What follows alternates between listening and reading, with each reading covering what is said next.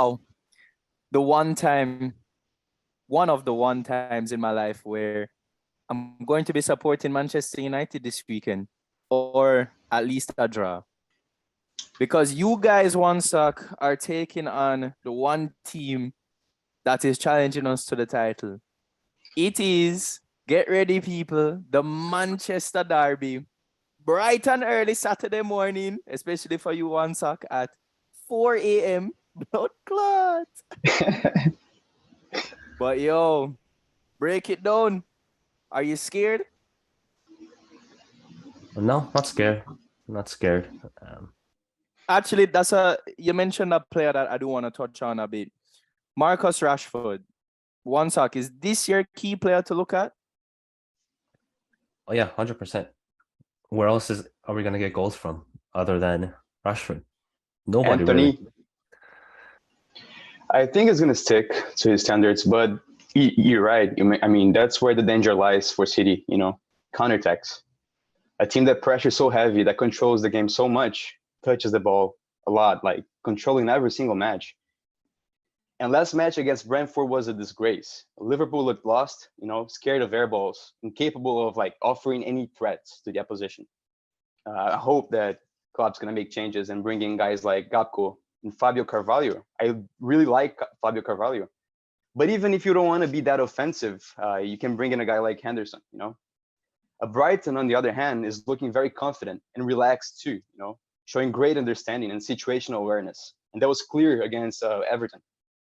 And like you mentioned, Van Dijk won't play. But we didn't lose in the last 14 matches when Van Dijk started for us. I watched him against Wolves. I thought he's very tall. Joao Felix in the first 60 minutes, or 58 minutes, because he got technically sent off in the 58th, showed a lot more. Not just this game, but throughout this whole season. Way more than what Havertz has shown. Chilwell, Fofana, James, Kante, Loftus-Cheek, Mendy, Pulisic, Sterling.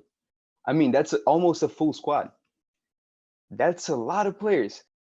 Okay, so Noah, Chelsea qualified on the last 18 out of the last 20 Champions League. Seems like they're not going to be qualifying this season. So do you think that raises some red flags, given all the investment that the new owner is putting into the club? Well, this is looking a bit like the case of what Arsenal went through a few seasons back, right? I mean, we also went through 19 consecutive Champions League qualifications in a row and then missed out on 3 consecutive ones after that. So I think they're just going through it at the moment. As you said, the squad is young.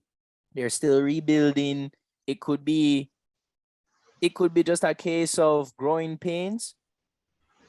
So I mean, as a Chelsea fan, of course, you'd be worried. You'd be frustrated. You don't like to see a team lose, but as an Arsenal fan, someone who has experienced that, it's a long road, and I feel bad for them. But